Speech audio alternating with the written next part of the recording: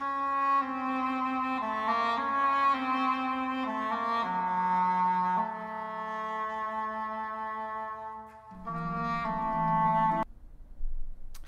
everybody and welcome to the Legion Alpha Dungeon Race. This is a pretty awesome event that we've got lined up here for today. We're going to be taking a look at a couple of the brand new dungeons coming in World of Warcraft Legion. That's right. So we've got two dungeons lined up for you today.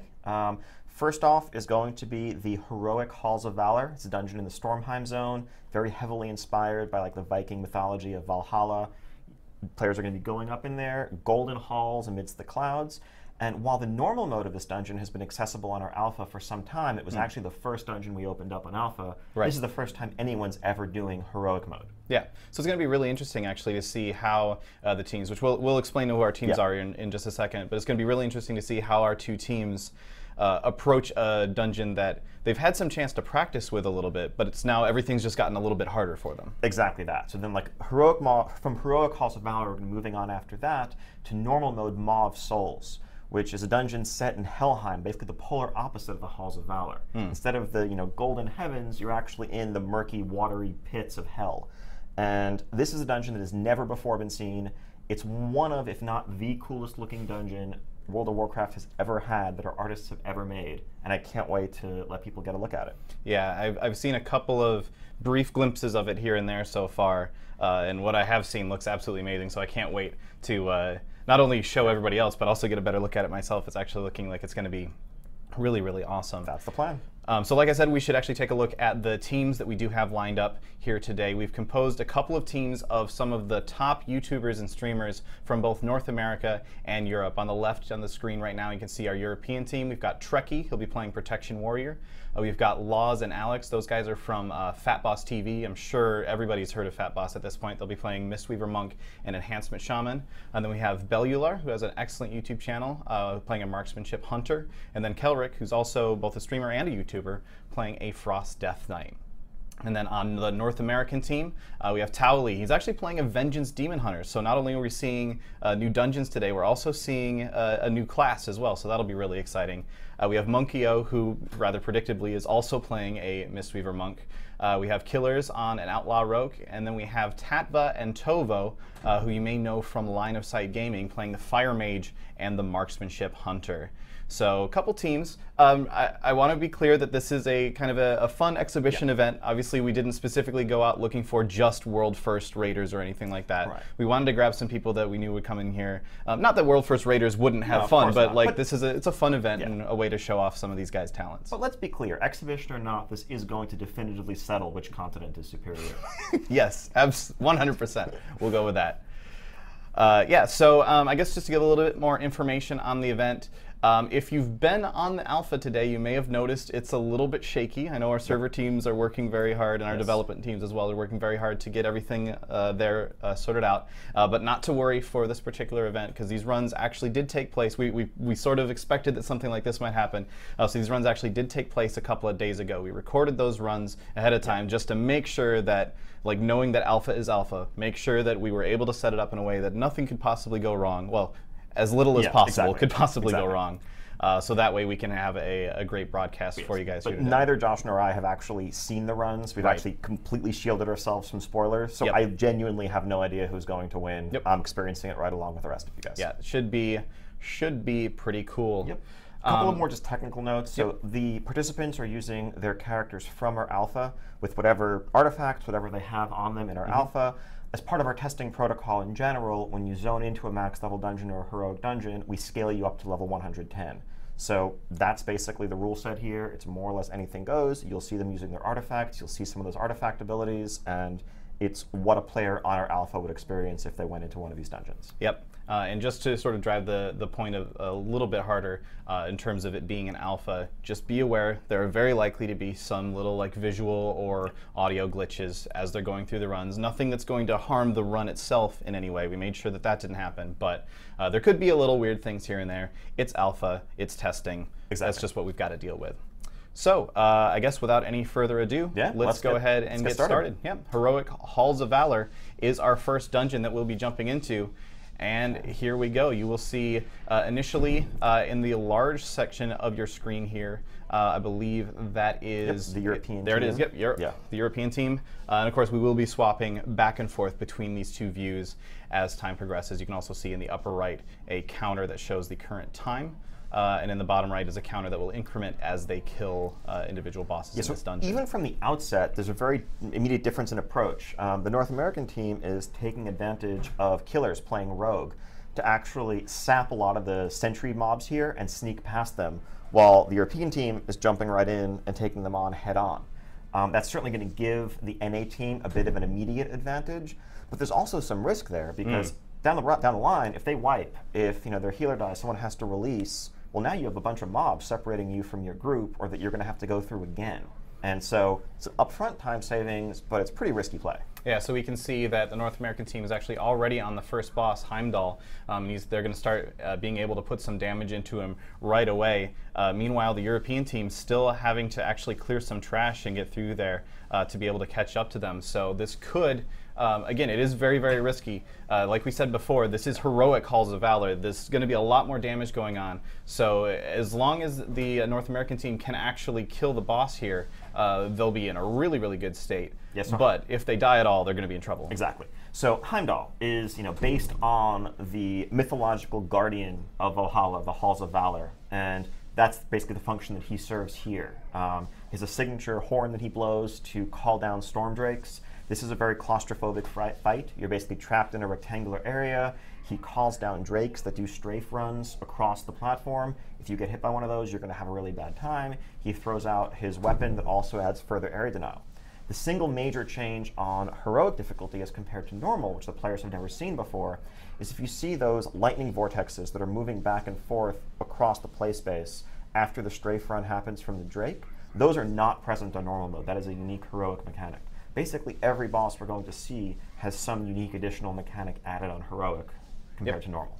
Yep, and it looks like North America is actually doing excellent at the moment. They've got Heimdall down to 6%. They've been able to deal with that surprise extra mechanic very well. Now 3%, 2%. Towley, who's going by Albert, actually dies right here. He's actually fallen right at the end, but they should be... Oh, he released! Yep. Oh, that's bad news. Yep, they could have just rezzed him, but now he's stuck at the entrance. Now how is he going to get back to his group?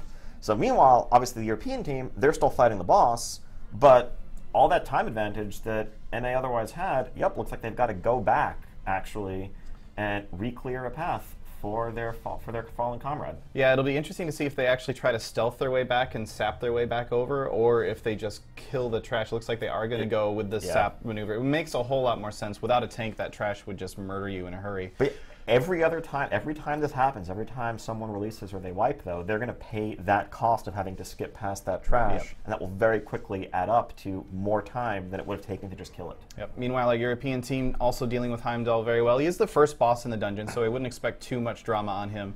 There is actually quite a bit of area denial going on there, but they were able to take him down, no problem. And now our European team, despite taking the more stable play earlier on, but they've just aggroed a lot of trash. A whole lot of trash, yeah. That's normally, you pick left or right, they just decided, why not both?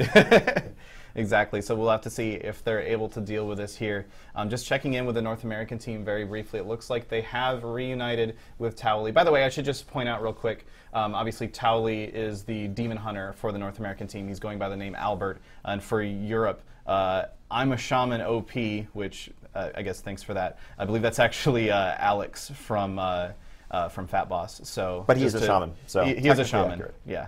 So interesting. So you see on the European team, they actually they were still recovering from sated. Kelrick went down there. Looks like she released immediately, but she can just run back unhindered and rejoin the rest of the group as they finish off those mobs. Yeah, and the European team is actually dealing with this extra pull very, very well.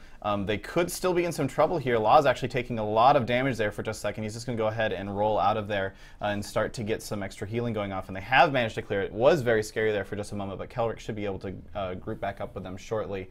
And the NA team, despite already having issues with it, is just continuing to sap and paralyze as much trash as possible and just trying to avoid actually pulling all these extra packs. So I actually kind of like that. They've gone with the risky play already. They may as well, it's going to be a pain for them to get anybody back if they wipe. They may as well just keep going with it and hope that by dealing with that and continuing to take that risky play, it will pay off for them. Yeah, both groups are right around about the same place at this point.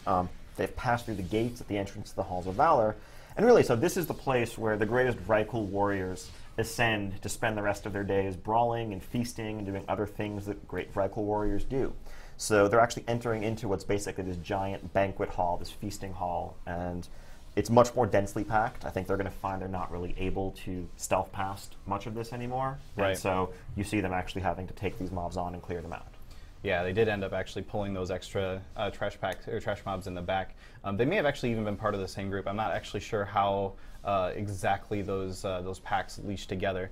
But yeah, now we are moving on into this big banquet hall. You can see this is actually a great view. This is a gorgeous dungeon, I just have to say. It looks absolutely amazing.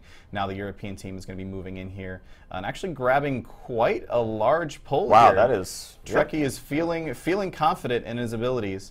Of course, it's probably worth mentioning as well, like, since this did happen prior to the current alpha build, neither Trekkie nor Towley had access to the protection paladins, which they're known very well for. So Trekkie playing the warrior and Towley actually going with the demon hunter it's very, very interesting that they chose to use those instead of their sort of main class of protection paladin. Right. And Trekkie actually doing an amazing job right now dealing with all this, but there's so much stuff on the ground. Laws is taking a ton of damage, down to 5% health there for just a second.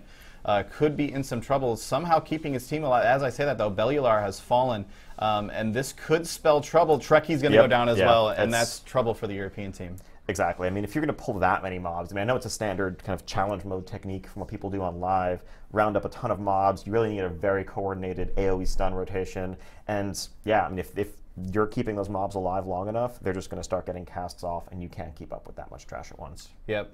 Unfortunately, it looks like there's some trouble for the North American team as well, as they are once again having to stealth past these packs.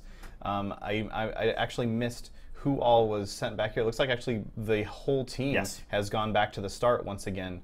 Yeah, in fact it is. So they must have had some trouble themselves. Sorry, I kind of got fixated on what the European team was doing for a second and missed whatever happened for the North American team.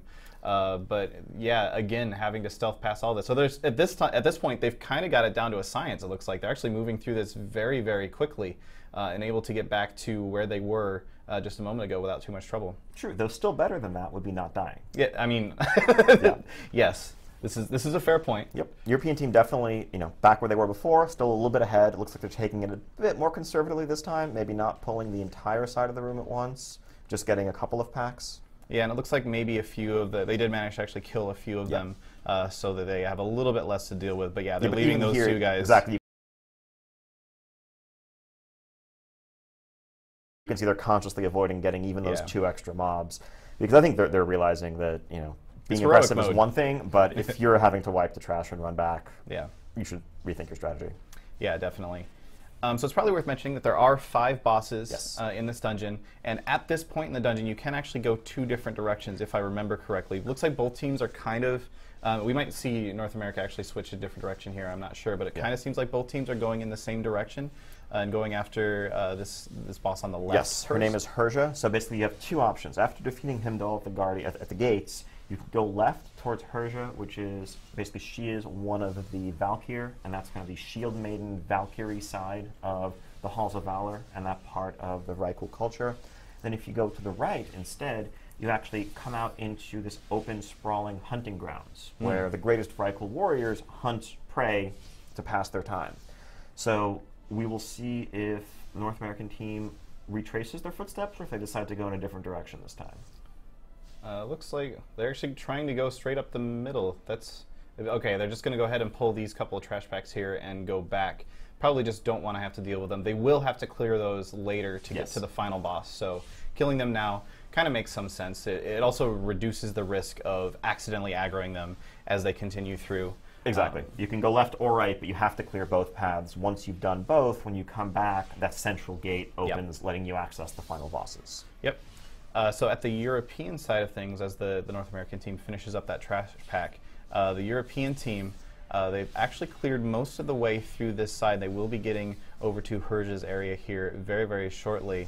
Alex actually getting kind of low on health there. Looks like he got hit by a cleave or something. I have to say, I'm really, really happy with the Enhancement Shaman changes in Legion. I've been playing an Enhancement Shaman a lot lately, but the changes in Legion, ooh, he took a big hit there, down to 8% health. They're really, really fun. So I just wanted to insert that in there. If you do have Legion Alpha access and you haven't tried Enhancement Shaman yet, you should definitely try it out. It's really, really fun.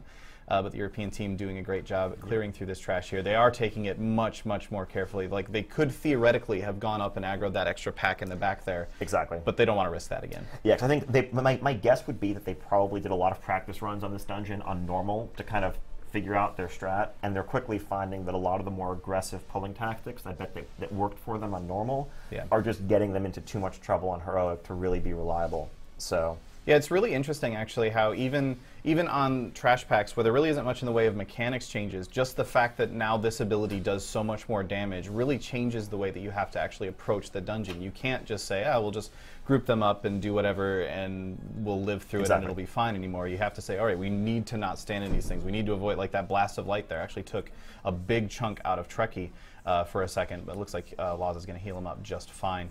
But yeah, it's really interesting to see just how much they're almost, I don't want to say struggling, but just having some issues with different mechanics that they may have possibly not even realized were that big of an issue before because they'd only done the dungeon on normal. Yep, exactly. And it's both, also just even the health pool of those mobs makes the difference between you can burn them down while they're stunned, while they're interrupted, versus, oh, hey, they still have 30% health left, now they're getting their abilities off, and where do you go from here?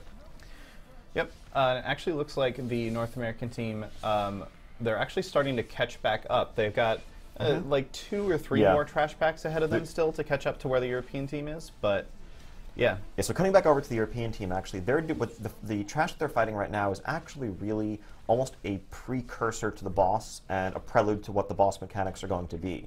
So there are these 2 powerful mystics. One of them is a Stormcaller who uses nature power. The other one uses holy energy.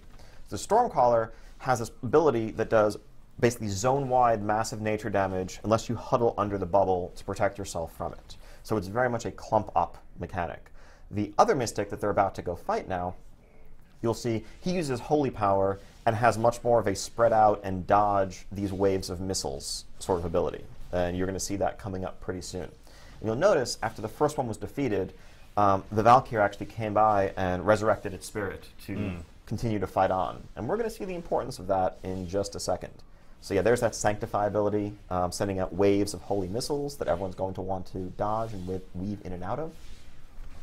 Yeah, this is giving me some Heart of Fear flashbacks. A little bit of attenuation. Yeah, man, I died to that so many times. It's embarrassing. One other thing I wanted to point out about what the European team has been doing is actually they have been. You can kind of see it on your screen right now. They've been putting down these markers as well, and I'm very curious what their plans are for those markers. We just saw the resurrection ability as well. And wow, actually the North American team has caught up fairly substantially. They're now working on one of the 2 spirits. They've decided, or one of the 2 mystics. Mystics, yeah, sorry. They haven't started on the other one yet. They're doing them in the opposite order. But now the European team has aggroed the boss, and we're going to start seeing them take on Herja. Okay, so the boss Herja here, the core mechanic on this fight is that when she is within 40 yards or so of one of the mystics, that mystic will empower her, giving her a stacking buff and also giving her the ability to cast that mystic's respective ability. So here you see Herja using that zone-wide nature damage. But the longer the mystic channels on her, the more and more she's buffed, and the more that ability is going to be lethal. So you want to move her over to the other side, at which point those stacks will begin to fade. And on the flip side, the other mystic is now empowering her holy aspect. On normal mode, as soon as the boss leaves proximity of one of the mystics, they immediately lose that empowerment. On heroic, however, it ticks down much more gradually. So you're going to have to deal with the boss having both empowered abilities for periods of time as you move Herja back and forth. Like, the tank's actions on this fight are really essential. Yeah, and we can also see this is probably what they were setting up those markers for before as well. To be able to set a point to just go and stand for things, and there's that bubble as well that they're going to need to stand in. And Bellular actually getting caught out as well as, I believe that was Laws there for just a second. Yep. They're actually getting really low. Bellular has fallen, Kelric at 10%, Laws at 13%. And we see Kelric with the battle res out Yep. onto Bellular, getting him back up, back into the fight. Yep, so it looks like the European team has stabilized. The North American team is now about to kill that second Mystic, so they will be able to begin fighting Herja themselves here in just a second. But the European team does actually have a pretty substantial lead in the fight because Herja is already down to 13% and falling very, very rapidly, now down to 12, 10, 11%. Hopefully for them, a Trekkie getting kind of low there, but does catch a big bubble there from Laws. But this should be over for them here in just a couple of seconds. They're actually holding her right in the middle, so she's continuing to get the channel from both sides, but doesn't look like it's going to end up being a problem for them. They will take her down. It looked like they were trying to move close to the exit from the room so that they could run out as quickly as possible once the boss fell, but obviously that means that she's getting empowered by both at once. Yeah, and they may not have actually known that because they had not been able to do this on heroic mode before. Yep. So the North American team has now pulled Herja. They've already got her down to 73% health. They've actually managed to put quite a bit of damage in right from the start, which is impressive. I believe they're actually killing her a little bit faster overall. Obviously, they started later, but they're killing her a little bit faster overall than the European team did, down to 60% already. So very good damage coming out from these guys. But we'll have to see if they're going to be able to catch back up. There is, this is actually really dangerous. She's actually channeling right in the middle and getting the benefits of both at this particular moment in time. So this could spell a lot of trouble for the North American team. They're going to have to pull her away. I believe they were just on the blue side, so they need to get her over to the yellow side there, the holy side. Yeah, exactly. I think normally you'd want to try to wait until one of those major abilities had been used so that you could move the boss freely without worrying about them stopping to cast at that really dangerous midway point. Yeah, and this does also mean that the holy side is going to get a lot more of those stacks because they need to wait for the stacks to fall off from the lightning side. But she's already down to 19% health. Killers takes a big chunk of damage there, dropped down to 7%. Actually, now he's just up and dead. They may be able to... No, actually, they do not have a battle res on their team. So it's going to be trouble for them. They're going to have to be able to keep that damage going, be able to finish Herja off here. I feel like they should be able to get the kill here, even with Killers dead, but that is going to be a blow to their total speed on this boss. Yeah, absolutely. And that's actually a challenging comp choice as well, since really any small mistake is going to be a much bigger potential setback. Tovo down, Monkey-O getting pretty low. Monkey-O's now down. This could be trouble. Taffa down. It's only Towley alive with 2%. Can he actually make it? He's going to just duck out of there really quick. He needs to be able to finish her off right here, popping every cooldown he has available, and he will actually be able to score the kill. So very well done there by Towley, being able to get that kill. Snatching victory from the jaws of defeat. But the entire group is dead and had to release. And guess what is waiting for them between where they are right now and the entrance to the zone. So this is actually smart from Tally. He actually jumped into one of the trash packs that they had not killed already so that he could reconnect with his team and start to move up with them. Since they don't need to kill those mobs anyway, since they're going to go right this time when they get back to the intersection, but they still have a bunch of clearing ahead of them. Now, back on the European team side, we see they have crossed over to the other end of that banquet hall, and they've come out into the fields of the Eternal Hunt, where wildlife, both peaceful and predatory wildlife roams. These are the hunting grounds of the Vrykul, and they're going to be making their way through these fields. Now, lurking in these fields is a very powerful wolf called Fenrir, and this is an interesting sort of approach to the boss, because the boss will actually ambush you initially, and that's what you're going to see happening in a short while, since he is, of course, a predator. Once you've done a bit of damage to him, he will actually retreat to his den to lick his wounds, and the fight will continue there. Yep, and so we see it's actually really interesting. They're having to be kind of careful here because, like you said, there are some non-aggressive trash mobs in this area, but they do still have quite a bit of health, and they can do a fair amount of damage. So if you accidentally aggro one of those with an AoE or something, it can be trouble. So Trekkie, actually Trekkie got really low there for just a second. Trekkie might actually just go down, and he does. So can they actually finish off this remaining bear? That is a very angry-looking bear. Looks like he's aggroed onto Alex for the time being, and they're just kiting him as best they can. Yeah, it looks like that should be doable. Yeah, it should be doable, but it does have to be in some quick thinking from the European team to be able to finish it off. A nice kiting there with Kelric actually using the chains of ice as well as... a lot of snares, stuns, and they can now get Trekkie back up. Yep. So the European team will recover from that. Just checking in with the North American team really quickly, we can see them trying to clear through some of these trash maps here. Are they actually just going to run straight to the portal? It looks like they might just be running directly for the portal, which will allow them to just go ahead and hit that portal and port over into this hunting ground area without having to kill the trash. But no, they've actually stopped and decided to fight it for just a second. That'll be really interesting, but we should check in with the European team because they have engaged this first section of Fenrir here. They've got him down to 80% health. Like you were saying, he will actually retreat at some point here very shortly, but this is sort of just like almost phase one, but not really of the boss fight. So yes, he has a variety of shredding attacks, bleeds, the sorts of things you'd expect from a wolf. One of his signature abilities is a fixate where he chases after someone, getting a stacking damage buff over time, and they have to run away from him. But at this point, he's been forced to retreat, so he's going to go back to his cave and begin to lick his wounds. He'll actually heal up a bit over time, so you want to make your way to him as quickly as possible. Of course, these groups are rushing as much as they can anyway. Yeah, but that's still very interesting that even in a regular run, you still kind of want to try and be careful as you move through here and pull as little the extra stuff as possible, just so that you can get over there and catch back up to him before he can heal himself back up. Exactly. To full. Now, on the back on the North American side, we see them still on their mounts for a little bit, looking for Fenrir. It looks like they were just kind of running around, training a couple of mobs around, trying to find the boss as quickly as possible, and then dismounting to deal with the things that they've picked up along the way. Yep, and they did actually aggro one of these. I saw the name of it there for just a second, but then it's gone away again. One of those extra deer, the non-aggressive deer.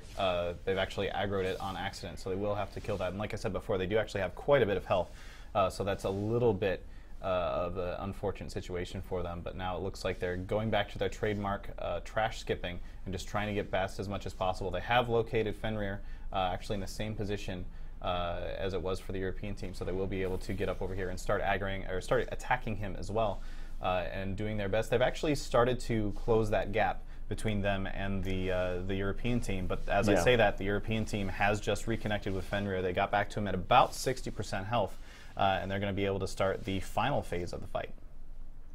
So now you see Fenrir using his Scent of Blood ability, where he is chasing after his hapless prey, getting increasingly dangerous as he goes. And then once that fixate ends, he goes back to being tanked normally. Yeah. Now, on Heroic, whenever Fenrir lets out his howl, he's actually going to call 3 extra wolves to join the fight. That's something that does not happen on normal mode, and which we're about to see.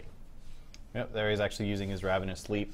We will see that howl in a second, but the Ravenous Leap, just to call that out, he just sort of jumps around and attacks some different members of the team. Here he's going to do his fixate again, and this fixate could actually be really, really dangerous for North America once they get here, because while the European team has cleared all the trash in the area, if the North American team decides that they're going to continue with the trash skipping, they're going to have very little area to actually kite him around. Exactly, and we also just saw Karik use her artifact activated ability there to call down Syndragosa to do a strafe run on the boss. That is very temporary, very placeholder visuals, but the gist of the ability is there. Yeah, and now we're seeing those extra ads that you were mentioning earlier coming out.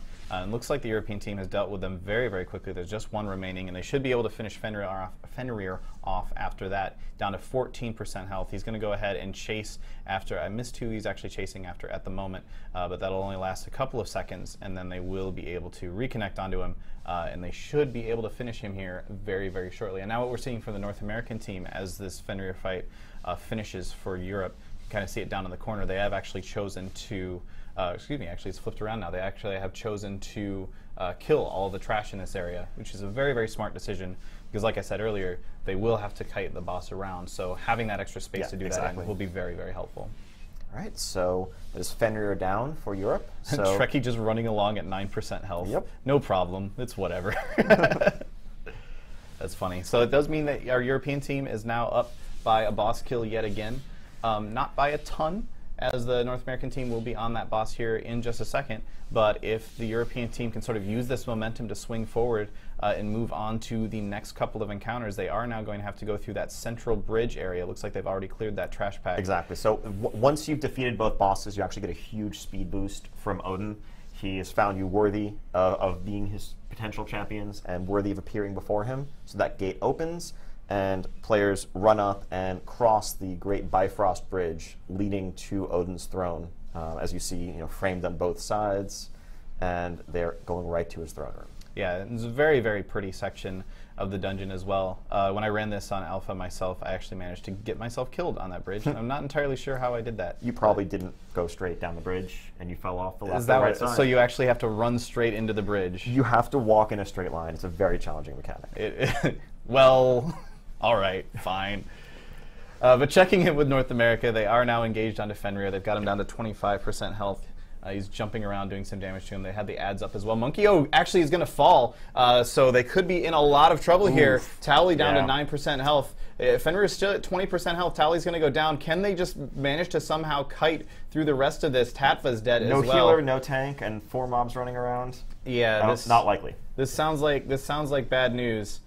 Killers is going to fall here in just a second. Well, and fortunately, they're Tovo, very good at that sap routine. yeah, at this point, they've got that down to a science. Like I was saying earlier, it should be no problem for them whatsoever to get through this, but they are going to have to sap their way back. All right, so cutting back now, over to the European team that is in Odin's throne room. So what you're actually seeing here is a pre-boss event that's kind of reminiscent of the Dwarven Council that some players may remember from Blackwing Descent before the boss Atramedes. There are 4 great champions, and you can choose what order you want to challenge them in. But once you defeat one champion, the other 3 remaining ones get that champion's ability. So over time, they're going to get successively more powerful, each with its own signature ability. it does look like they're polite enough to wait until you're finished with one before you attack the next one. Of course, I mean, they'll be kind of dishonorable, right? Each one of them, these are great, very cool champions. They don't need help to take you on. They're going to do it themselves. Yeah. They'll totally win. I promise. Absolutely, 100%. No possible way that they could ever fall to just some group of 5 YouTube. Oh, never mind. So yeah, you see the other 2 get empowered. Each one has their own ability. One of them that you saw there briefly was summoning the spirit of an ancestor that creates an ab that will walk slowly towards that Vrykul and provide a massive heal if you allow that to reach him. They're actually fighting 2 of them at once now. Yes. They've actually chosen to I'm not misunderstanding the mechanic, right? They've actually aggroed them. I think the last 2 joined the fight at once. Oh, okay. Since they kind of realized maybe after seeing their 2 brothers fall, maybe this would still be a fair fight. Yeah. Even then, I think that these 2 Vrykul are probably not long for the world, as it looks like the European team is having no issues whatsoever, even with the extra bit of power that these 2 Vrykul now have. Looks like they should be fine. Exactly. Meanwhile, the North American team is working their way back to Fenrir, trying to get over there as quickly as possible. And there's now a dragon there. That's interesting. I didn't actually know that dragons appeared in that section. Yeah. Dragons, deer, just the standard wildlife that you would hunt. I mean, it's kind of normal. Excellent. So yeah, I mean, the North American team has largely cleared away. They have 1 or 2 mobs to CC as they get back to Fenrir, but they'll be able to go back in and be ready for it this time. I think what happened last time there was that Monkey got targeted with Taste for Blood and was just blown up because he was too close to the boss before he could move far enough away. And then once you lose your healer early on in a dungeon fight like that, well, they've actually aggroed an extra deer, which is not ideal because they're trying to get back to Fenrir as soon as possible. And is Fenrir actually still healing? It looks like he may have stopped at a certain point. Yeah, he heals up to a certain point, okay. and then no further, because, I mean, having the boss heal all the way back to 100 would be kind of mean. It's heroic mode. You're supposed to be mean. But yeah, no, it's completely understandable as a mechanic. Maybe on Mythic. Yeah. All right, so back over on the EU side, we see boss 4, God King Skovald, coming in. So this dungeon and this scene are actually very closely tied in with the lore of the Zone of Stormheim. You are actually seeking to get a Pillar of Creation. That's one of the things that you need to banish the Legion from our world. And the Pillar of Creation found in Stormheim is called the Aegis of Agrimar, and it's kept by Odin. You've been contending against this powerful Vrykul king who is an agent of the Legion throughout the zone, and your paths finally collide in Odin's throne room, and you fight him as you each try to prove yourselves worthy to wield and to claim the Aegis. So the core mechanic here, as we see Kelric go down right away, the core mechanic here is involving the Aegis, which is that barrier that you see. There's an actual shield. When the God King holds it, he is nearly invulnerable. But when you damage him and when you chip away at that shield, eventually it will overload and he will fling it to the ground. At that point, you can pick it up and you have to use it to defend yourself against his fell onslaught. Yeah. And then the process repeats itself because his attacks overload your ability to hold the shield, and it basically bounces back and forth between the 2 of you. Yeah, and we're obviously seeing a lot of that Burning Legion. I don't remember fell elementals in Vrykul lore, so we're obviously seeing a lot of that Burning Legion influence right now. And in fact, those elementals are the heroic specific mechanic for this boss. Those elementals will fixate on random players and leave persistent trails of fell fire in their path, or in their wake rather, until you defeat them. So you do actually have to kill those those elementals that come out, or else the entire room will be fire, which makes it very difficult to not stand in. And there we're once again seeing, just checking in with North America, wow, they've actually wiped again on Fenrir. That is very, very bad news for North America, as that's going to put them very, very, very, they were already behind, but now they are in serious trouble in this first run here on Heroic Halls of Valor. But checking back in with the European team, Kelric is still dead, obviously the only one with a battle res on the team, unable to resurrect herself, unfortunately. And actually, with one person dead, those elementals become increasingly troublesome because, I mean, there's multiple elementals up. There's almost everybody has to kite one now. And so it really takes people out of their DPS, out of their overall throughput, and is going to prolong this fight even further. Yeah, and of course, Bellular is the only one on the team with really much in the way of ranged abilities. So it's going to largely be up to him to kill it, which means there is that extra DPS on God King Skovald. They do have him down to 11% health now, but that's a lot of damage that maybe a little bit of the ranged diseases or something could have been coming from Kelric to help them out. But it looks like Europe is not having any issues whatsoever, regardless of that death, as they should be able to finish him here, and then there he goes. All of his plans have been brought to ruin, and that will be the end of God King Skovald, and very shortly they will be moving on to the final encounter of the dungeon. Yes, and the final encounter of the dungeon is, of course, Odin himself. And Odin, really, he is ultimately testing you. He seeks battle, but he also seeks champions who can prove themselves worthy, and that is the right that you have earned. But the fight against him, he's basically a raid boss. You know, you'll see he's a skull mob. He has millions and millions of health. He's kind of holding back quite a bit here. But your goal is actually to get him down to 80% health. At which point he's like, okay, you guys aren't completely terrible. You're worthy. So Odin begins by having signature spears that come up from the ground. Those need to be avoided, and then you're actually using them to hide from some of his other abilities. On Heroic, you'll see that Storm-Forged construct that he just summoned. That needs to be interrupted. It casts a spell, and it will cast faster and faster and faster the longer it's alive. That is a unique addition to the fight on Heroic mode only. So that's going to be a really high priority every time you see it pop up. Yep, so the European team doing their best to sort of deal with these mechanics. Those have now exploded, and they're going to be putting all sorts of stuff to not stand in all the way around the room. You can see there's lots of like regular damage coming out as well. However, there are also these runes that each individual member is able to activate. Gives themselves a very, very strong buff that's going to increase, I believe it's your damage and your haste. I don't remember exactly. It's your overall throughput. It's basically, the core mechanic there is each player gets branded with a different sigil that matches the color and the shape of one of the runes on the ground, the 5 runes that you see on the floor circling the room.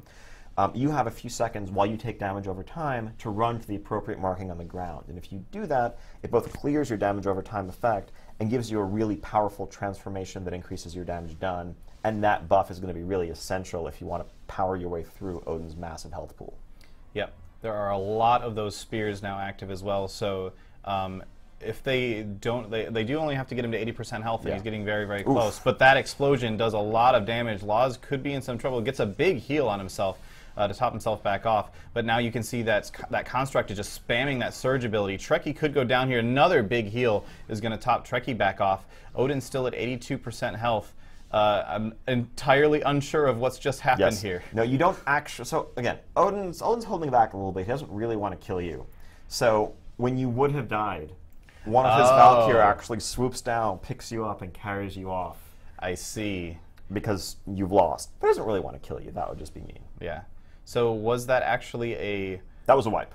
That was a wipe. Okay. So they will have to go ahead and re-engage here very, very shortly. And the fact there he has now activated again. Meanwhile, checking in over with North America, they have managed to down Fenrir. They are going to be working their way back out through this dungeon. You can see them in the lower right of your screen there. They will be moving back out through the dungeon and getting back over. They do still have God King Skovald to go through before they can get back to Odin. So aggroing this bear is probably not something that was in their plans at this moment in time, but good for them for continuing on at this point and just doing their best to complete the dungeon. Yeah, I mean, honestly, all it takes is a couple of wipes. You know, clearly the European team is very close to victory. They are very far ahead, but 1 or 2 more wipes, and that could all change. Yep. They have once again re-engaged Odin, and maybe now with a little bit more understanding of these mechanics could have a little bit a better time going through this and controlling all those mechanics. We see them now activating those runes, getting that throughput buff, and they'll be able to start sinking a whole bunch of damage into Odin here very, very shortly, as well as obviously the extra healing from Laws on that Mistweaver Monk as well. So I imagine they've already got it basically halfway through the fight at this point. Exactly. I think it's just a matter of avoiding the abilities. I think I misspoke earlier. The spears aren't actually for hiding behind. I think it's more about getting away from them, so that when they explode, you actually have time and space to dodge the volleys of missiles that come out. And it feels like, I think, between that and really giving that heroic ad due respect, because once you let it get a few casts off, you saw what happened there. It just chain casts over and over again. Yep, so they are controlling this fairly well for the time being. We can see the North American team is now engaged those elders from earlier, and they will be working their way through those so that they can get up to God King Skovald and start working on him as well. I feel like the European team should be feeling fairly confident at this point. They're down to only 6% more health that they need to get through Odin, 5% more health that they need to get before they complete the dungeon here. But very, very good showing from them overall. Exactly, and I think, I mean, they may not even have one more spear explosion happen. We'll see, and if they do, I think they're ready for it. You see them getting out of the big AoE here. Yeah, just going to move off to the side. Done. Odin at 82%, now 81%. They may get another explosion here, but if they do, it's going to be right at the end. It looks like he actually summoned some more spears instead, and there we go. That's going to be it. 36 minutes, 7 seconds, and 10 whatever the microsecond. I don't remember the exact term for that, but very, very good run coming out from Europe. Very well done. Congratulations to those guys. They will be our winner. However, we are going to continue watching the North American run. Just let them have the opportunity to sort of redeem themselves in the face of this crushing defeat and work on through the rest of the dungeon. They have they're actually paralyzing the ad in the corner. That's the one that walks over to him, and you said it heals him, correct? Yes, if it's allowed to reach him. Yeah, so paralyzing it instead of having to kill it will actually help their time quite a bit, because we are now basically just going for speed at this point. We're going for time to see how quickly they can actually complete this dungeon. And remember, they did have a few wipes, and a couple of times they had to run back through the trash and having to actually sap things all the way through.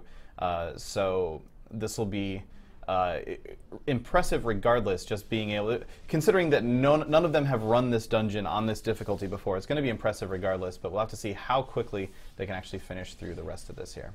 Yeah, like I really think most of their downfall came from probably underestimating specific mechanics that you could largely power through on normal, but which rapidly become lethal on heroic difficulty.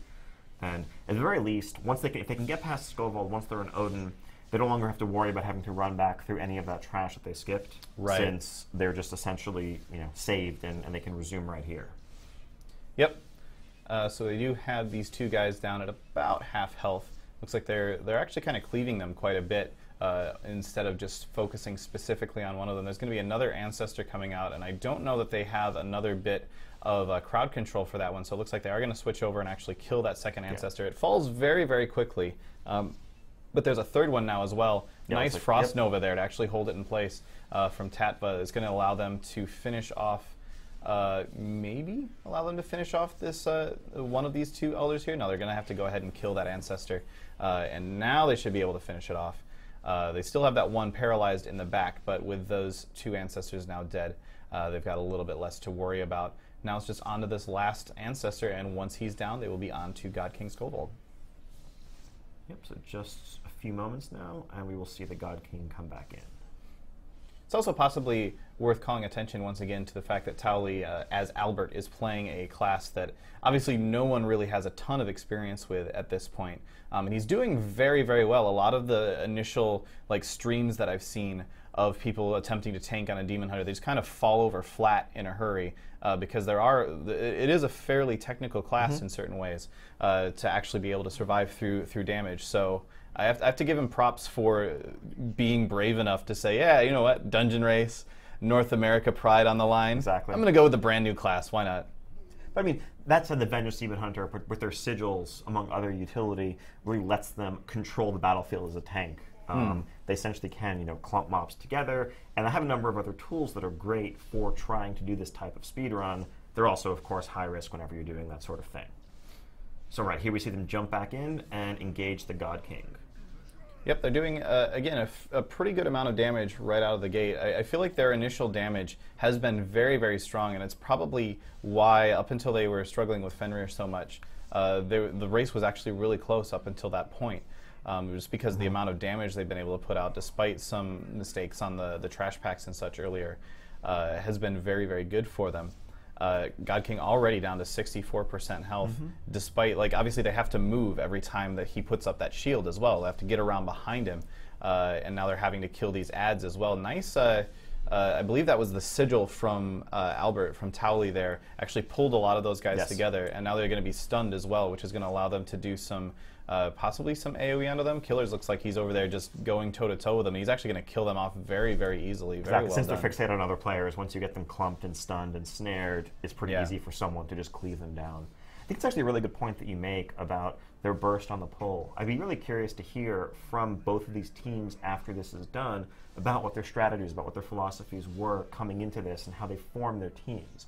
Like, looking at the two, it seems like the NA team might really have a mix of heavy burst damage and then also out of combat utility, a lot of that CC that's letting them skip packs. Maybe their strategy was to skip as much of the trash as possible and then burst down the bosses with high single target DPS.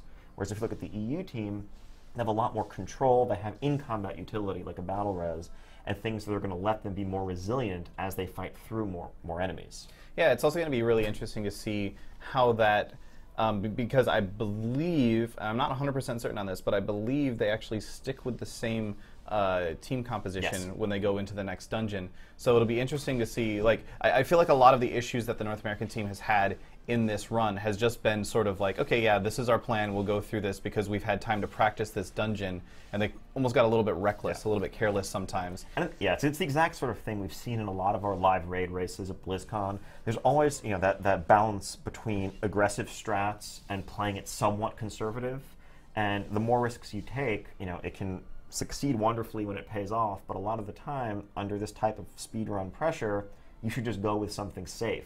And I always like to bring up Midwinter's Siege of Orgrimmar race, and their gambit in against the Dark Shaman. Shaman, yeah. It's sometimes you just want to play it safe and go with the thing that you know works instead of trying to pull 8 mobs, 10 mobs at once and save time.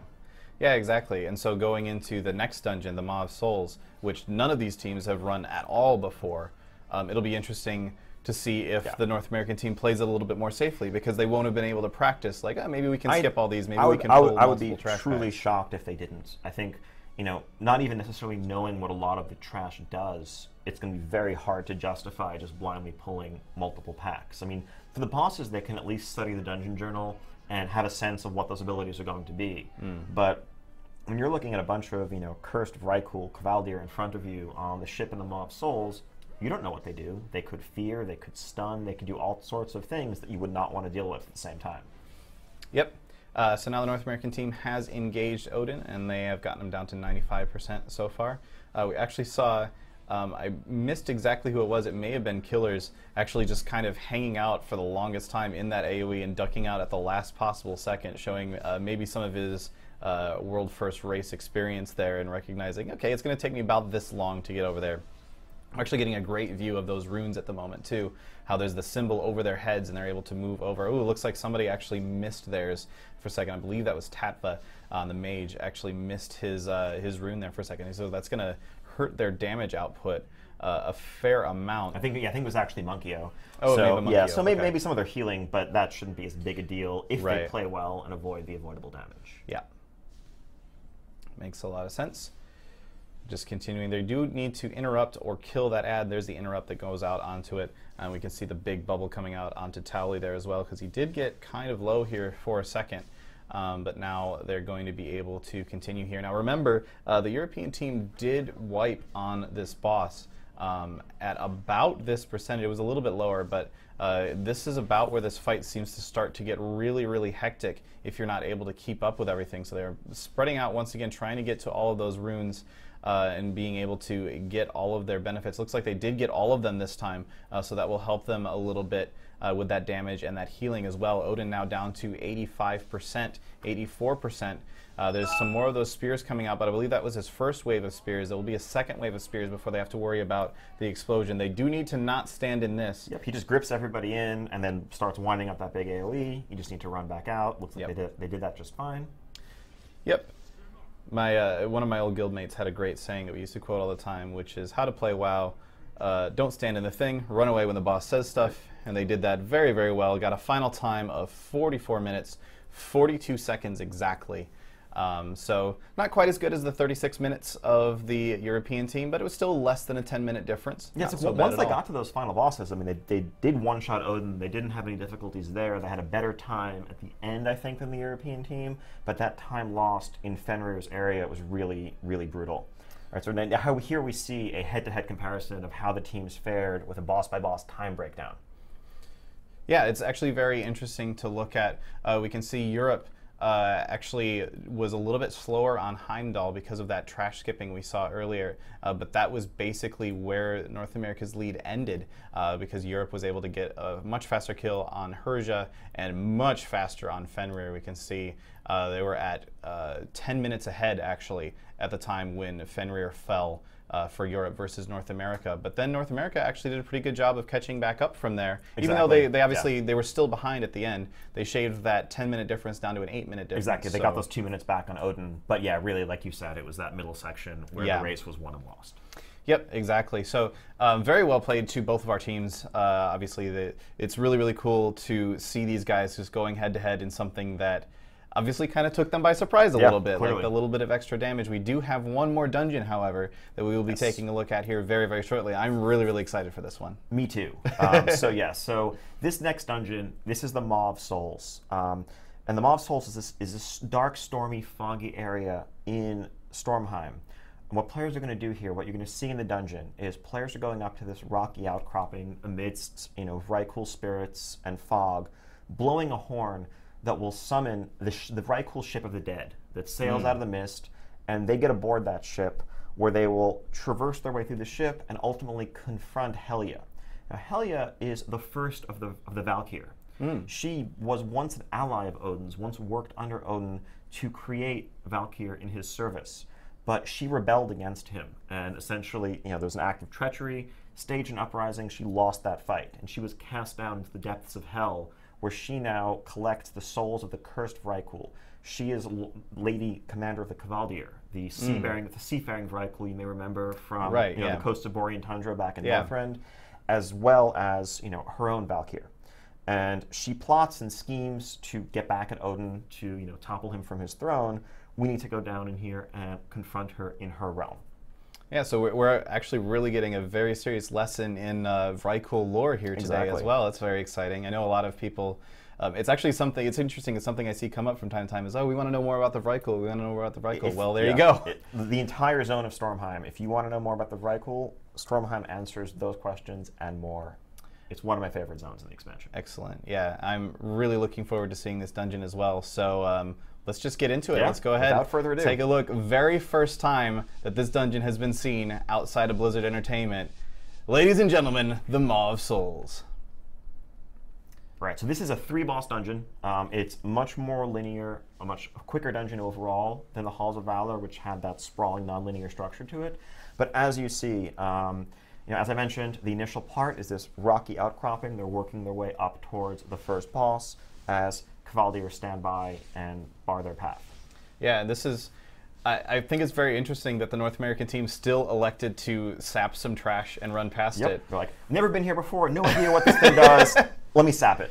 I mean, I gotta admit, I admire their gusto here, their gumption, I guess, to try and go through this. We can still see that trash actually sapped in the background there. Meanwhile, the European team, they're just trying to kill everything. They're actually grouping up quite a bit and may actually be in a little bit of trouble here. Alex taking quite a bit of damage, but looks like it may have just been a frontal cone or something. He's going to be able to get out of that and be just fine. Now, one thing that we do need to make sure is very, very clear is that, again, this is alpha. and there is tuning ongoing for this dungeon. Yes. I believe even since this run happened, there have been some additional tuning changes, so I don't know what those are or why they happened, but I just feel it's worth mentioning. If we see anything crazy, it's alpha, Yes. it's early. I think the other thing that's worth noting is that unlike the last dungeon, which was on heroic difficulty, this is actually the normal difficulty of Maw of Souls. So really, the skill level of these players is far above the target audience for, let's say, normal difficulty. But of course, the thing that offsets that is the fact that they've never been here before, and they have no idea what these things do, and they're facing them for the first time under time pressure. Yeah, it's got to be very difficult if you're Fat Boss to be like, hey, let's go ahead and just look up the Fat Boss guy. Oh, we can't. So, and the same obviously for Line of Sight as well on the North American team. So this is some very, very... Ooh, Kelric has actually fallen on the European side to, it looked like a big frontal cleave from one of those trash bags. As close as they are to the start, without having skipped anything, she can just release, and you can see her in the background running up the way, and she'll be rejoining them in moments. The two teams are really neck and neck at this point. They're both fighting the exact same mobs. The European team might be, a few seconds ahead, just looking at the health of those creatures, but they're basically tied. Yep. North American team finishing off this trash pack now. Towley actually kiting there for a second, just sort of leaping back and forth as the Demon Hunter. I'm not sure entirely why. He did get a bubble as well, so he may have felt a little bit scared about his health at the time. All right, so as the North American team finishes that last trash pack, we've seen the European team jump in and engage the first boss. Now, for veterans of the Northrend campaign, this may be a familiar figure. Yimiron, once the final boss of Utgard Pinnacle, as thanks for really betraying his brethren and siding with the Lich King and working with the Scourge, his cursed spirit is now on the shores of, essentially, Hell, of Helheim. And you must fight the Cursed King before you can blow the horn to access the ship. Yeah, so both teams are actually neck and neck at the moment. I believe actually the North American team might be very slightly ahead. It's down to, it's actually, as I say that, a big chunk of damage comes out onto Imran. But even so, it just comes back to that burst potential that we talked about earlier. I mean, the European team pulled this boss easily a good 15 seconds ahead of the North American team. Yeah. But they've narrowed the gap to just a few percentage points of health because of that stronger front-loaded single-target DPS that comp brings. Yeah, but now we're also saying that maybe the European team has a little bit stronger overall sustained DPS with the way that they've chosen to do this. Either way, it's super, super close right now. It looks like the European team will probably be able to get this kill first, as long as they don't get caught by anything at the last seconds here, but down to 3%, 2%. Looks like Europe will claim the world first kill of Imran, the Fallen King, but North America literally seconds behind at 4% now themselves, and we are going to see that kill happen right now. There we go. Right. So, and now, as soon as you beat the boss, you need to have someone run up that ramp to the giant horn that overlooks the bay and interact with that horn and use it. We saw the European team did that right away. Looks like North American team might have taken the wrong way around initially, so it's going to cost them a few precious seconds. That's one of the things that can happen when you've literally never been to a dungeon before. Is you're not entirely sure what to do, and they've actually, it looks like they've been caught into a prison. Exactly. So this is the way it works right now. They're being instantly teleported. There will be a little bit of an interstitial scene in the final version of this dungeon once we're past alpha. Spoilers: the ship sails up.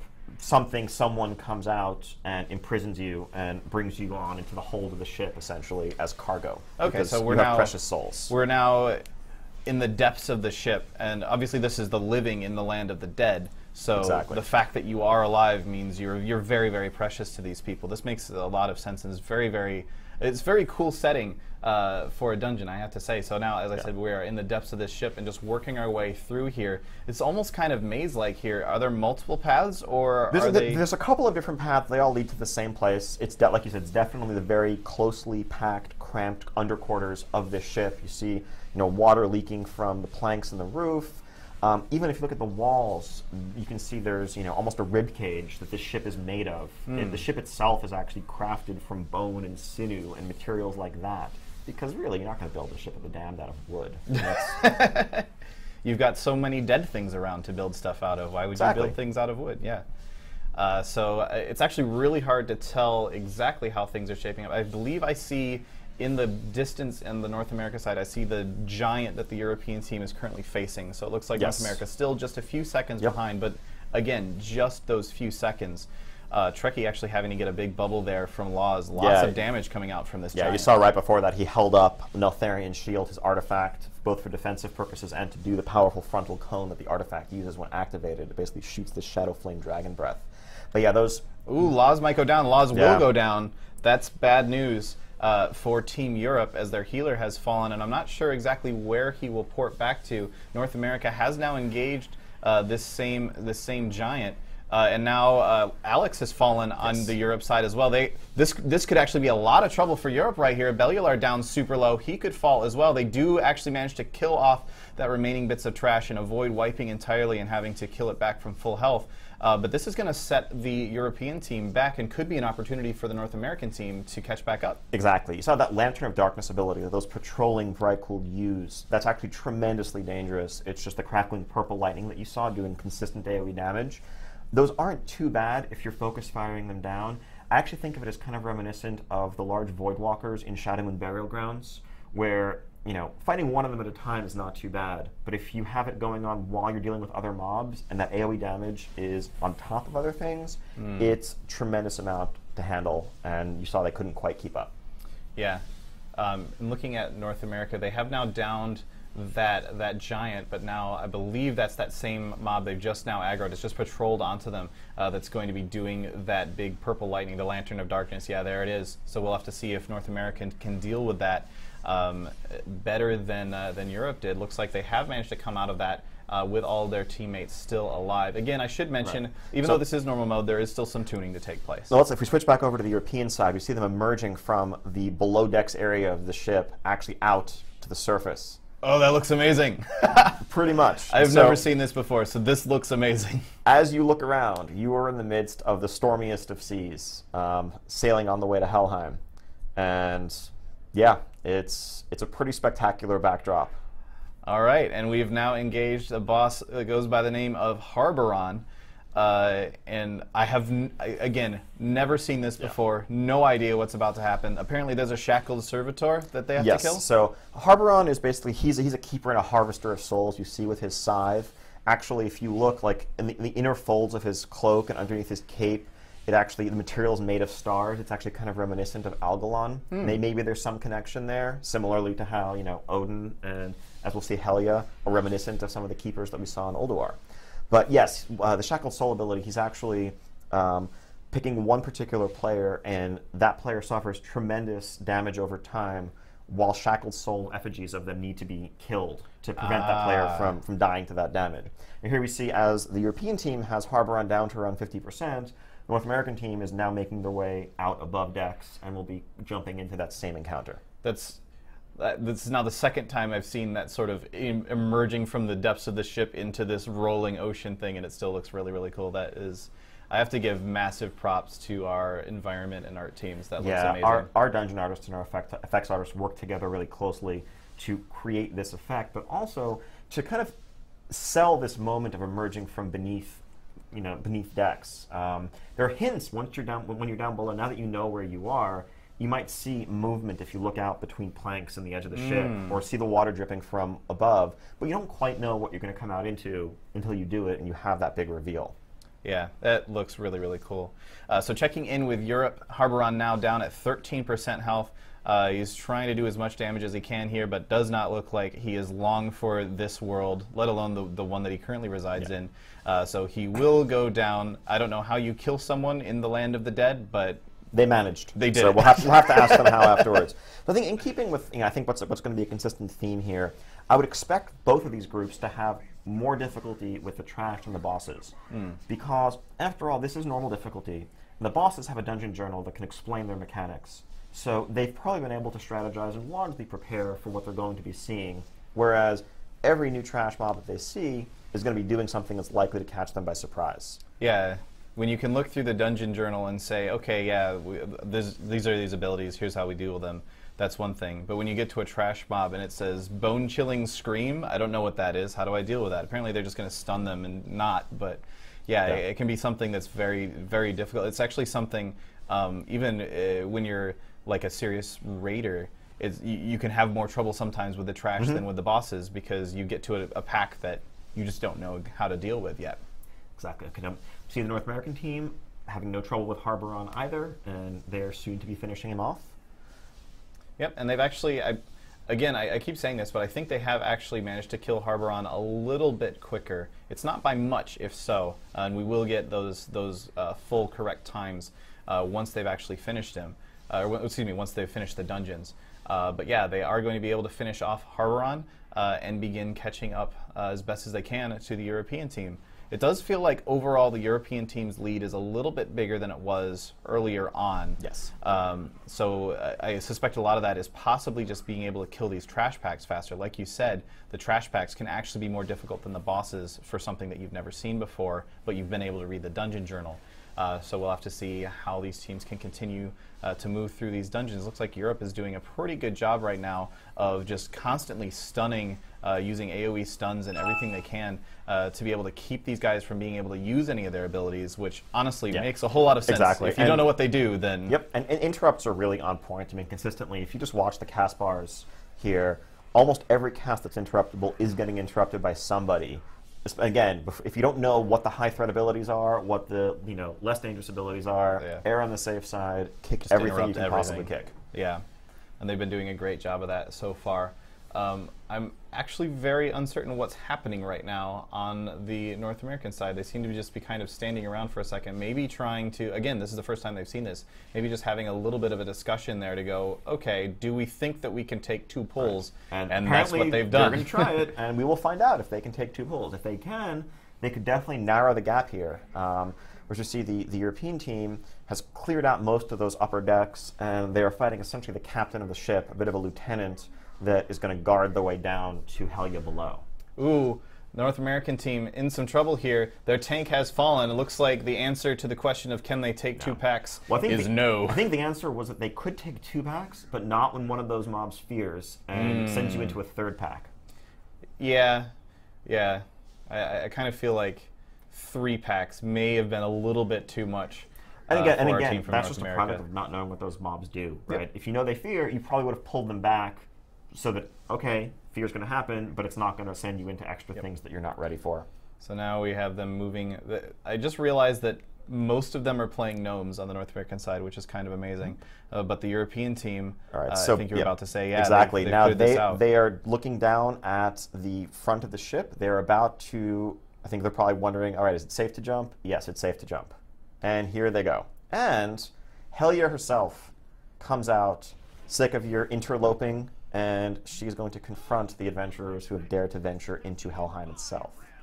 Yeah, she does not look like a very nice lady, I'm going to be honest. No, so once a Titan Keeper, similar to Odin, once the first of the Valkyr, she has fallen, and really her body has transformed. She's thoroughly corrupted as she grapples hold of the ship and is going to tear the ship apart to try to destroy you.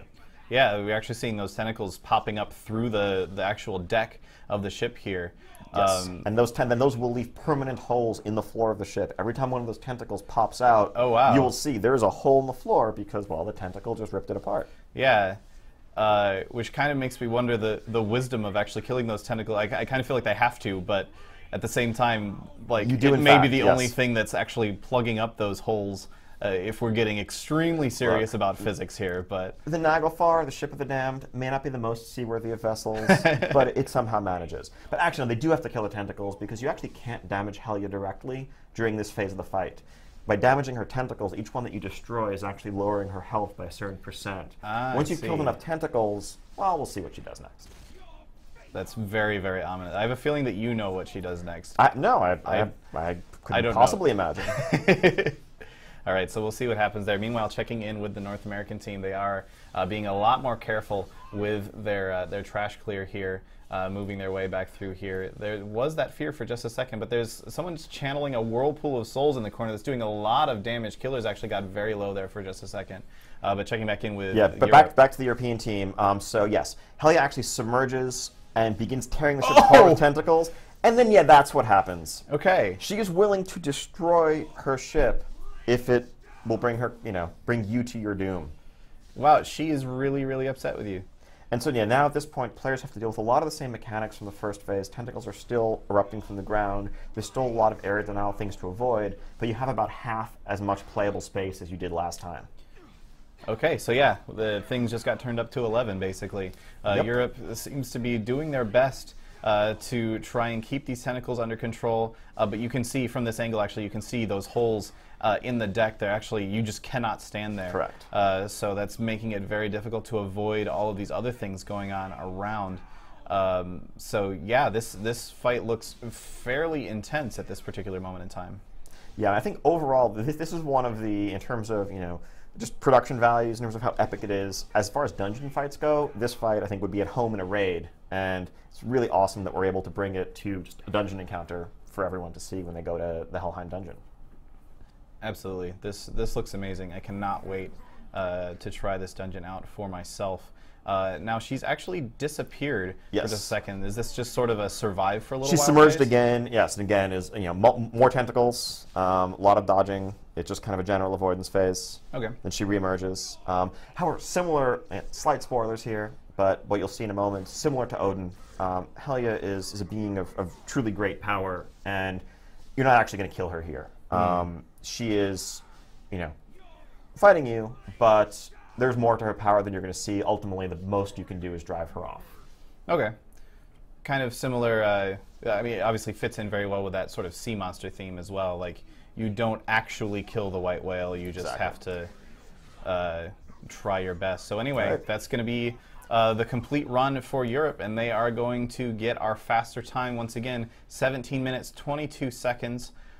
Very, very well done, especially for a dungeon that obviously no one has ever seen before. Yeah, just a few deaths to trash along the way, but no major hiccups. Having some fun with the holes in the deck, I think. Yep. Just sort of jumping into them and getting knocked back out. So congratulations to our European team. Yeah. Now but we still get to watch the fight again. Yeah, North America about to engage Helya against this backdrop of ridiculously turbulent, stormy seas. On that occasion, I just want to give a shout out to quest designer Johnny Cash, who just got off the Anthem of the Seas, the cruise ship that was stuck in the middle of the storm in the middle of the Atlantic for the past few days. I heard that went really well for them. Yeah, it's apparently a fun time. Fortunately, you know, I don't know if the service on the Naglfar is quite as good as the Anthem of the Seas, but yeah, probably fewer angry former Vrykul as well. Likely so.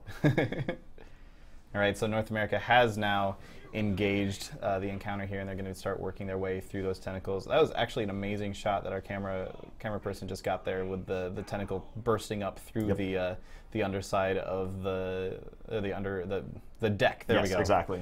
The floor. My knowledge of naval terms is obviously not very good. But yeah. But yeah, I think in general, I mean, I think one of the things that we've really on the encounter design side gravitated towards over the past years is environmental integration. I think that really is the next step in encounter design wherever we can manage to make it happen. You know, from Siegecraft or Black Fuse onward, where the environment can be part of the boss fight, and you're not just, you know, standing in a circular room fighting someone who's stationary in the middle of it, but you're in a real place, and the interactions with that place are part of what shapes the fight. Yeah, I think that's amazing, actually. Like, one of the things that in PvP we see a lot is, like, you know, you have to break line of sight to do this, and this map is better than this map because of the distances between everything. So kind of bringing a little bit of that, in a sense, to raiding and PvE and even dungeons as well. I find that really, really interesting. It does give that sort of opportunity to take it to the next level, like you say, and say, okay, now not only do you need to know the mechanics, but you also need to control the positioning of your character and everything as well. That still looks amazing. It that really looks is. so So cool. yeah, here we see Helya tearing apart her own ship to get closer to our group of adventurers, kill them with her own hands. Yep, doing her best. Obviously, we now know that the end result here is not that she is killed and floats away as a dead body in the sea, but she leaves a treasure chest because she's only polite. that's the nice thing for her to do. Exactly. Really. Now, correct me if I'm wrong, and I very well may be, but it actually looks like there's a different pattern in the holes on the deck of the ship. Yes, it's not the same pattern every time. There's nothing that you can memorize here. It's just a matter of, you know, different locations will get destroyed. You have to adapt to the playing field. There's some logic behind the scenes to, you know, spread out the holes to a reasonable extent, so you don't have one time you pull the boss and one half of the floor is totally unplayable, the other half is totally empty. Right. But it's not something you can predict, it's something you just have to react to. That's very cool. So again, North America, unfortunately, it seems like our interface doesn't really show us when this encounter is going to end. We don't have a boss health percentage that we can really look at here. Yeah, I think she's low, when she submerges for that second time, she's low on health, and she will be coming back up, and I think shortly after that, it's probably another 20, 30 seconds left in the fight, once we see her come back up again the second time now. Cool. But yeah, so again, I mean, similar to the European group, they've really had no difficulty with the fight. They probably knew what to expect, at least as far as the abilities go. They had a strategy going into it. It really was just that unfortunate mishap with the upper deck enemies where they pulled 3 packs at once, and that was all the difference. Yep, and there we go. 21 minutes, 25 seconds for the North American team. Much shorter gap. Obviously, both teams progressed through the dungeon at a much faster rate, largely because it is just a shorter dungeon. Exactly. But here now taking a look at our final times. Wow, there was a difference of, I'm trying to do the math in my head here. I can't do it. Very few seconds on Imran. Yes. I'm always bad at trying to do the math when I'm put on the spot like this. About a minute for Harberon, and then only about 3 minutes for Helia as well. So it really seems like the big difference came down to not the individual boss encounters so much as the gaps in between. Yes, exactly. I mean, and the time I think that you saw there also accounted for the full trash clear up to it, and not just the boss itself. I think it would have been interesting, and it's maybe something we can do for any future events like this, to break out actual boss combat time separate from clear to the boss, to really get a sense of where different group strengths and weaknesses are, and where the race was won and lost. Yeah, and it's worth mentioning as well that this event is really kind of a testing bed for us, and like the first time that we've really done anything like this. So any feedback from yourself or from anyone watching as well on how this event has gone and what you would have liked to see, what would have been cool to have, that's really great feedback to have. So, it's awesome. I mean, it's really exciting to be able to showcase Dungeons. I think Dungeons are a really central part of the gameplay that we have planned for the Legion expansion. We want this expansion to really showcase Dungeons more than any one prior to it. Okay. And it's not just the variety of dungeons that we have with 10 different ones, but also the new challenge mode system that is really going to create an experience that makes Dungeons rewarding and relevant to all players, from those who are just finishing heroics and want to set their foot in something a bit harder, to those who really want to challenge themselves at the upper thresholds of their skill and be rewarded for it. Yeah, personally, I love running dungeons. I'm one of those people that misses the Cataclysm days where you had to run a bunch of them every week to cap out your Valor.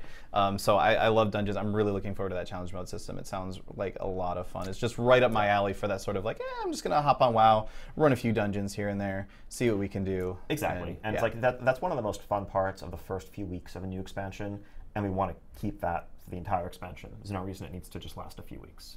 Excellent. So that's going to bring us pretty close to the end of our broadcast here. But I believe you actually had something you wanted to mention about the alpha. Yeah, so hope you all enjoyed seeing Maw of Souls for the first time. For those players who are in our alpha, basically just as soon as I can get back to my desk physically at the end of this broadcast, we'll be opening up the Maw of Souls dungeon on normal mode for alpha testing. So if you're in it, enjoy. If not, there'll be plenty of videos and streams and fat boss guides and other guides coming your way in the near future, I'm sure. Yeah, I'm sure all of our YouTubers and streamers that we had here today are going to be putting out content about those as well, as part of what makes them YouTubers and streamers, I guess. Exactly, yeah. I look forward to hearing about their experience actually on these runs, and kind of what worked for them, what surprised them, what went wrong that they weren't expecting, just kind of hearing it from the horse's mouth, so to speak. And definitely check out all their channels. If you go to the blog on the World of Warcraft website, it does have links to all of their channels in it, so definitely check out all of our YouTubers and streamers, and a big thank you to them for actually coming out. Yeah. If you do not have alpha access, apologies, but also invites are continuing to go out. We're going to be continuing to send out waves and really expand the pool of people that are able to test and give us feedback. We want us to start on the smaller side because there is instability. There are a lot of specs that aren't playable, and we wanted some small base of feedback to help us iron out those crashes, iron out things that weren't working. But as we have more and more content to showcase, we want to share it with more and more people. Yep, so definitely. Keep an eye on your, on your inbox. Make sure that you're opted in for beta testing on your Battle.net account because that is essential. Yep. And until then, fingers crossed. There is actually, just this weekend, there is the Draenor Dungeon bonus event is going on. So you can, I guess I say just this weekend. It runs until exactly. It runs until Monday. Exactly. For the next few days, you can get those Draenor reps from doing random dungeons. You can get some Valor, get some extra loot from doing mythic dungeons. So if you want to scratch that dungeon itch, this is the week to do it. I also want to point out, I know every time a developer wears this shirt, there's all sorts of mention of how jealous everybody is about that. That's a developer shirt. I am completely not for sale. Sorry. Yeah, I am completely peanut butter and jelly about that. But I do want to point out this shirt that I'm wearing, which is almost as good, will be showing up on the Blizzard Gear Store very, very soon. This is a new product that we'll be rolling out very shortly. And props to our licensing team and our products team for giving me the. Oh, thank you. They actually pulled away the graphics so you can get a better view of the shirt there. Excellent. So yeah, definitely keep an eye out for that. As well as I'm sure other products coming very, very soon to the Blizzard Gear Store. So that's going to be it. That's going to wrap up our broadcast here. Thanks again so much, everybody, for tuning in and hanging out. I've been Josh Allen. Obviously, this is Ian Hazakostas. And yeah, it has been a pleasure. For those of you in Alpha, enjoy Maw of Souls, and can't wait to share more with you in the future. We're going to let you get back to your desk so you can activate that. We will see you guys later. Awesome. Take care, guys.